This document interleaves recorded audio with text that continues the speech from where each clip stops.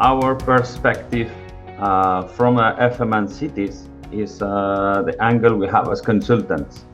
So from our perspective, we understand that we always need a model, we always need to solve a problem. So the key word that we would like to share with you is scale. So when we talk about facility management in cities, we have studied it as a concept of scaling the different needs. So a very quick presentation with a very simple parallelism. In any building, from the facility management perspective, we have occupants. Facility management does not only apply in universities, in offices, in the industry, and in office buildings. Applies in any ambient that you have people that they have some needs, and those responsible for covering those needs, they could be in charge of this activity. So these occupants is the first thing we need to identify, who is surrounding what we call the built environment, and what are their needs, what do they need.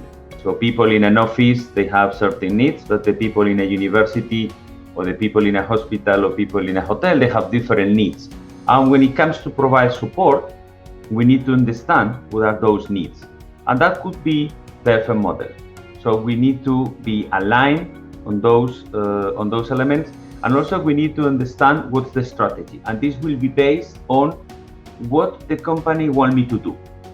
So if I am an office building and the company tells me, okay, you are the FM unit, you're responsible to provide support, and you're responsible to provide support in all the FM areas, the corporate real estate, asset with maintenance, energy, sustainability, workplace, and the facility services. So your strategy is going to cover everything.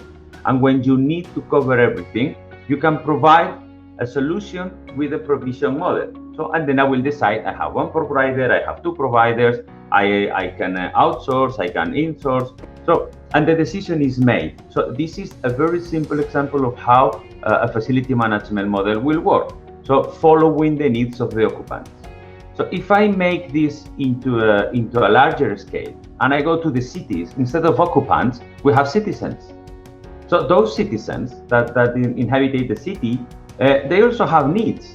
And then I need to understand their needs. But at this stage, I need to understand which needs I have to provide as responsible for the city. The same that the company has to decide which needs do I have to cover as responsible for the support services of the company. So then I need to provide the same type of support.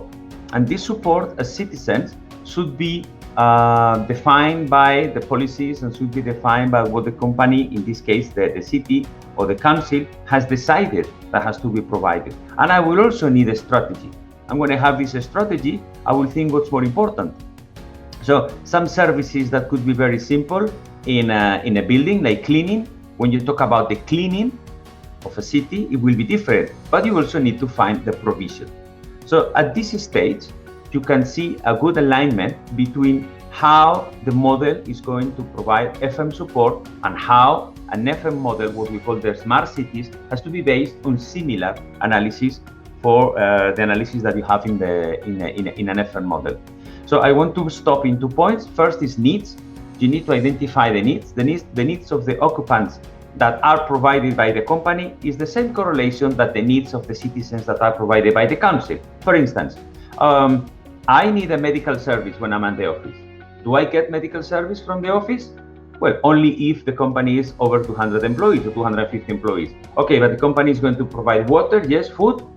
Oh, maybe yes or maybe no. Some companies, they have a cafeteria, some companies have a restaurant, some companies they don't. So people need to eat, this is clear, but not all the companies are providing those services. So the need is the same, but the decision of providing it is different. Same happens with the cities.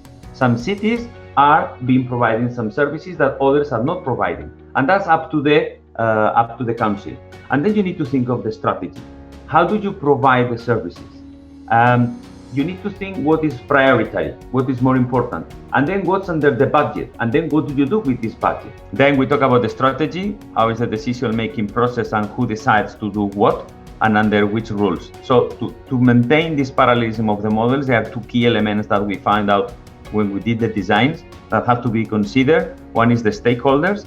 The stakeholders in the case of the company are the C-suite, the CEO or the directors, that they have their own criteria to take decisions. So this kind of support is going to be based on that criteria. But the support that you provide when you talk in a city, the stakeholder is the politicians. So the politicians have different perspectives and different objectives. So sometimes the decision is based on, I want to give clarity and transparency to the contracts. And sometimes they say, no, I want to have a bigger service provider or a small service provider. So this could affect. And the second part is the rules. The rules that they are used to take the decisions, internally they are policies.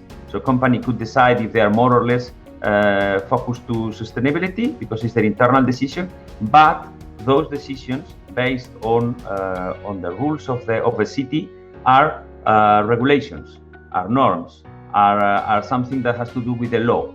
So they are more difficult to change, but they have to be followed because otherwise you break the law.